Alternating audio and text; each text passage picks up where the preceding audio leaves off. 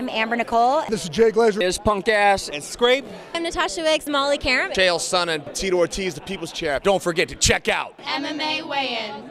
Naveed Razi for MMA Weigh-In.com. We're at the 2011 Fighters Only World MMA Awards. We're going to talk to some of the biggest names in MMA. Check it out. Naveed Razi for MMA Weigh-In here with Molly Karam. You're hosting the awards this year. Quite a bit of difference of your co-host from Randy Couture to Chael Sonnen. For sure. First, I need to say you have the same name as my father, so I already like you a lot. And yeah, obviously, Randy Couture, so great. I got a chance to work with him on MMA Live and Chael Sonnen, so I knew them before the award shows. But let's just say, with Randy, we rehearsed a little bit more, and with Chael, there could be some more wild cards. We're not sure what might happen. Are you ready for those curveballs that most likely he's going to throw during the event? Please. I work with men. I work in sports. I'm used to it. So whatever he throws my way, I'll try to keep him in check and rein him in, and I'll deal with it. Here with Fighters Only President Rob Hewitt. And Rob, just last year, you've already seemed like quadrupled the size of this studio. You have lights all over the place. Talk a little bit about how the sport is just, not only the sport has grown so much, but Fighters Only. Well, I mean, I see it every year, and I keep seeing it every year. We will make this bigger and better, this event. Quite right, the amount of press that's here, the show when you see it backstage is growing again, the amount of guys that's here in attendance, the magazine circulation growing, number of editions in different countries around the world, website stats, digital media, all the different things that's happening for us. We just want to keep working hard and keep proclaiming the news of mixed martial arts and doing what we can, play our bit to make the sport bigger. Here with Stephan Bonner. Stephan, you just came off a pretty grueling fight there with in your last fight with. Grueling? No, you've seen me grueling fights, bleeding out of everywhere, needing hand surgeries and all that. No, I didn't take much damage, and it feels good. I never had a fight go that smoothly before. No stitches, no surgeries. Yeah. That's a first. It was very surprising. I wasn't used to seeing you looking normal post-fight. Well, thank you. I knew I had this awards show, so. Stitch Duran, the best cutman in the game. And Stitch, we talked to you last year. World MMA Awards was on a smaller scale last year. This year it's quadrupled in size, it seems, and the same with just MMA in general. Talk a little bit about how quickly things have changed. Oh, they've changed like night and day. And, I was there in the first footsteps of UFC when Dana and Frank and Lorenzo first bought it. And, to be here at the Palms with so many people and so many great fighters and just people in general that enjoy the game, it's grown big time, and it's only getting bigger and better. Here with Amber Nicole, former UFC ring gold. Talk a little bit about how big this thing has gotten over the last couple of years. It's quadrupled in size just in the World MMA Award red carpet, UFC deal on Fox. Talk a little bit about that. I think that it's amazing, and I'm really not surprised. MMA is the fastest growing sport in the world, and its fan base is from little kids to women, and my grandparents watch it. It really is going to blow up on the scene, and I think that they're trying to bring a classy aspect to it by doing the awards, and I think that the awards are due. These fighters really put it out there, and they're real sportsmen, and they work hard for it. With the Dominator, Dominic Cruz. And Dominic, let's talk a little bit about Uriah Faber. I'm sure you're dying to talk about this. It seems like you can't shake this guy. Every time you beat him, you end up having to fight him right again. Talk about having to face him so soon after the last fight. I mean, it is what it is. He went in there and he beat up bulls, and so what?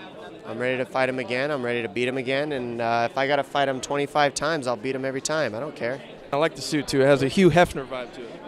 Man, I can't even tell you how many times I've heard that. You're at least the sixth person that said that. I swear somebody tweeted it, and everybody's saying it to me now just as a joke because it's kind of ironic that that's going on. I'm going to have to edit that out now. Appreciate it, man. Thanks, man. Good luck tonight. All right, bro. Here with Daniel Cormier, and you had a huge win in your last Strikeforce fight against Bigfoot Silva. There's been talk that maybe you're going to get another shot in the next Strikeforce bout, but you had a hand injury. How's that feeling? It's recovering. I have an X-ray in the next week or so to see where I stand. If it's healed, I'll be good to go. I'm nipping at the bud and I'm ready to get back and fight, and I'm hoping that I'm okay whenever I get this X-ray. The UFC ring girls, you guys were here last year, a lot smaller event, smaller red carpet, everything is bigger, and now the UFC on Fox is bigger. Talk a little bit about how much things have changed just in the last year. Yeah, I think you just summed it up. UFC's on Fox. This is a bigger event. The crowds are bigger. I mean, we have more dates. I mean, you pretty much summed it up right in the intro. You guys have anything to add? We're going all over the world. We're hitting way more people. The stadiums hold 50,000 to 100,000. It's just blowing up. So. To sum it up, pretty much, we're getting bigger and bigger. Nominee Breakthrough Fighter of the Year, Phil Davis. You were being mentioned in terms of a title shot, or at least in that upper echelon. Some injuries set you back. How tough has that been to sit back and just watch all that unfold this year? It's tough, but it's part of the game. You know, there's nothing you can really do. I can't force myself to be healthy when I'm not, and you don't want to go into a fight, you know, not 100% and fighting like a bum. You know, you want to be there and have a standard of excellence. So when your fans know that you're going to be there, that's it. You're 100%. You're going to put on a great fight. Here with the UFC's main man, Burt Watson. You've been with the UFC since really the beginning of the explosion, and in just a few short years now, this red carpet has almost tripled in size to what it was last year. The UFC debuts on Fox with Cain Velasquez, Junior Dos Santos, and it just seems to every year almost quadruple in popularity and size. Talk a little bit about the growth of the sport. Well, I mean, a testament to it is that I'm usually walking guys down the red carpet. Now I'm standing on it in front of a camera, and I'm still in amaze with that. But the growth of it and the popularity is unbelievable. It is unbelievable, and it's only going to get bigger. And it's genuine because the people and the fans really love it, and the fighters love the fans and the sport. Chael Sonnen, and Chael, if there's anything I've learned over the last couple weeks, it's not to start an interview by telling you back down. Yeah, that's probably a good idea. Let's talk a little bit about the World MMA Awards. I thought Fighters Only nailed it whenever they selected you to be the speaker. You're at the height of your popularity. Talk a little bit about what that means to you to be the main guy this year. Well, it's a big compliment, mainly because I'm following in the footsteps of the natural Randy Couture, you know, the greatest fighter of any of us ever. So that's what struck me as the biggest honor. Here with Miesha Tate, and Miesha, it's been a crazy year for women's MMA. Stuff has kind of been shaky, but it seems like things are going to work out at the end for Strikeforce. Talk a little bit about how tough it's been to go through this last year.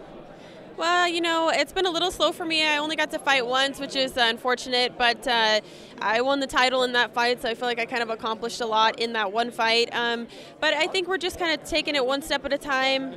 You know, I'm looking forward to see what Showtime's decision is with Strikeforce. I'm really hoping that they keep us around, and, you know, I think that the women do have a draw. We add an interesting element to it, you know, as opposed to just seeing all the men fight. And a lot of times I think we steal the show, so I think we're still working our way up. With Rowdy Ronda Rousey, and you had a little bit of a verbal tit-tat with Miesha Tate last week on Ariel Helwani's show, and it seems like a lot of women don't really understand what you're trying to do, and I'm a little confused by that because the men, that's their bread and butter, is starting rivalries and stuff like that. Are you surprised that nobody seems to understand what you're trying to do?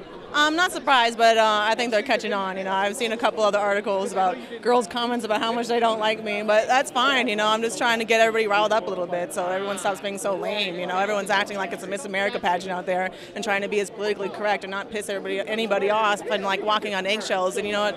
That's not what the entertainment business is about. It's about starting drama, so I'm doing whatever I can to, you know, make it fun to watch. And it seems like you don't really have any trouble doing that. No, I don't think so. With Tito Ortiz, and Tito, it seemed like just a few short months ago people were talking, saying Tito Ortiz is done, he needs to retire. And then you come out there, fight Ryan Bader, almost finish him and knock him out, end up submitting him, fight Rashad Evans, almost get a title shot. Talk about that quick turnaround. Ooh, it's been a long time waiting. People got to understand, you know, that 4 years of losing close matches, split decisions, you know, close decisions. I've always believed in myself, you know. I've had the support of Jenna, you know, my true fans who believed in me. I never was going out to prove anybody wrong. I was always going out to prove people right that believed in me. I was fighting the top guys in the world, and the guys who I lost against, they ended up going to win world titles. And I've gone through back surgery, 2-level fusion in my lower back. I had C6, C7 in my neck fused. Athletes don't come back after that. And I proved, and I think having comeback of the year this year due to those surgeries that I've gone through. And that's what made me change my moniker, being the bad boy. It's no longer that. I think being the people's champ, of having people believe in themselves. And no matter what surgeries you go through, you can achieve many things in life, and I'm proving that by doing it. Frank Mir here. Frank, real quick, let's jump into the UFC on Fox. You were part of a panel that broke down a lot of the fights beforehand. Talk about that experience.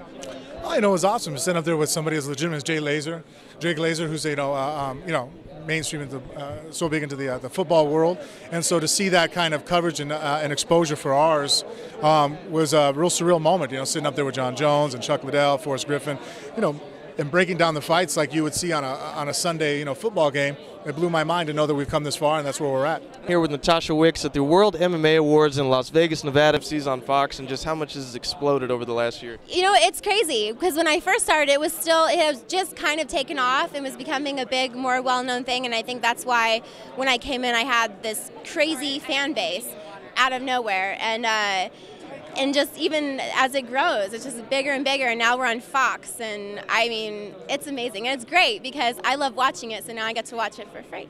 Here with the champ, Jon Jones. And Jon, I asked you last year in the 2010 MMA Awards if you expected to run guys as quickly as you did, and it seems since you've been the champ, it hasn't stopped. The same thing. Have you expected to run through those guys the way you have? I go into every fight just expecting to do my best, try my hardest, and have a good time. And I realize when I'm out there relaxed and having a good time, good things happen. So I'll just let it happen. Here with Jay Glazer. And Jay, we talked at the exact same place last year, a much smaller red carpet. We talked about the growth of MMA, and since then it's quadrupled already. Talk a little bit about the growth and how fast things have changed. Well, obviously it's grown from last year to this year. You've seen a lot more mainstream sponsors come in. You've seen guys in a lot more high-profile spots. But now, obviously that we're doing it on the UFC on Fox, it's just going to bring it to a completely different stratosphere. And what I love about it is that obviously being around NFL guys, you're around certain kind of athletes, and mixed martial arts fighters, no matter who it is, when they first meet them, they're kind of like, this guy's a fighter?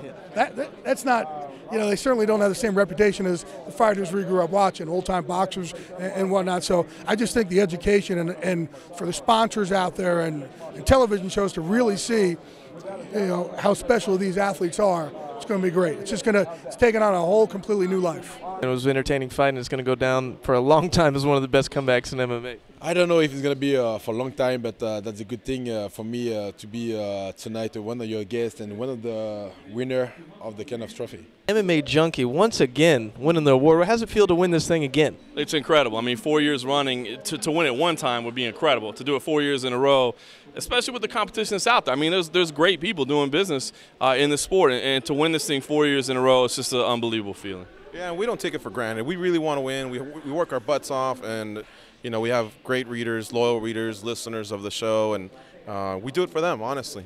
The undisputed champs, MMA Journalist of the Year. Congratulations, guys, and maybe you can make it 5 next year. We'll do our best. We're working hard. USA Today behind us.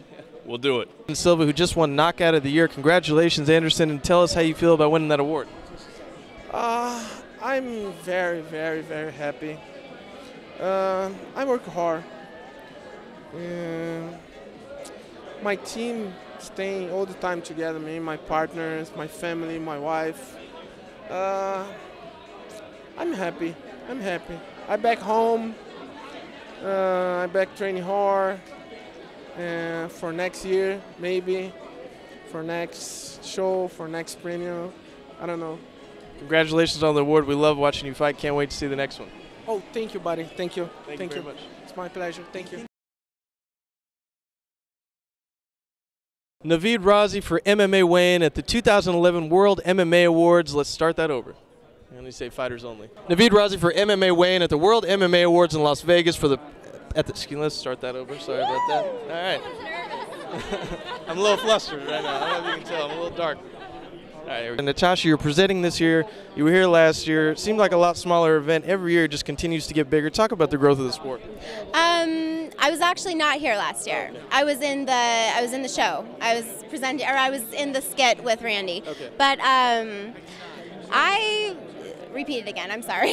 For MMA weigh-in at the Fighters Only World MMA Awards here with Czech Congo for Comeback Fight of the Year. You're checking out MMA Weigh-In.